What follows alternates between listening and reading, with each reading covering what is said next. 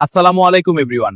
আজকে জানবো গাজর খাওয়ার চমৎকার উপকারিতা। গাজরে আছে ভিটামিন এ, যা চোখের দৃষ্টি ভালো রাখে এবং রাতকানা কমায়। গাজর ত্বক উজ্জ্বল করে, চুল মজবুত করে এবং বয়সের ছাপ কমাতে সাহায্য করে। গাজরে থাকা ফাইবার হজম শক্তিশালী করে, কোষ্ঠকাঠিন্য দূর করে। গাজর হার্ট ভালো রাখে, রক্তচাপ নিয়ন্ত্রণে সাহায্য করে এবং রোগ প্রতিরোধ ক্ষমতা বাড়ায়। প্রতিদিন কাঁচা বা রান্না করা গাজর খাওয়ার অভ্যাস করুন সুস্থ থাকতে আজ থেকেই। আজ জানবো টমেটো খাওয়ার উপকারিতা। টমেটোতে আছে ভিটামিন সি, যা শরীরের রোগ প্রতিরোধ ক্ষমতা বাড়ায়, সাধারণ সর্দি কাশি থেকে বাঁচতে সাহায্য করে। নিয়মিত টমেটো খেলে ত্বক ভালো থাকে, ত্বক উজ্জ্বল হয় এবং ব্রণ কমে, শরীর ভেতর থেকে সুস্থ রাখে। টমেটো হার্টের জন্য খুব উপকারী, রক্তচাপ নিয়ন্ত্রণে রাখতে সাহায্য করে, হজম শক্তিও বাড়ায়। তাই প্রতিদিন খাবারের সাথে টমেটো রাখুন।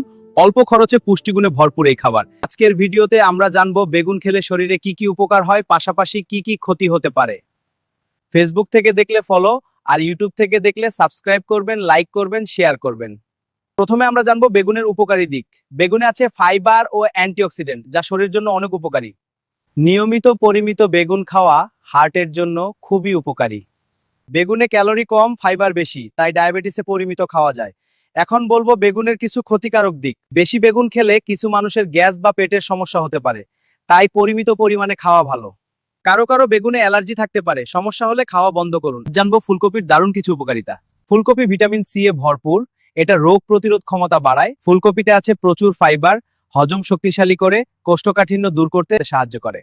ফুলকপি ওজন কমাতে খুব উপকারী, কম ক্যালোরি কিন্তু পুষ্টি বেশি, ডায়েট করা মানুষের জন্য দারুণ খাবার।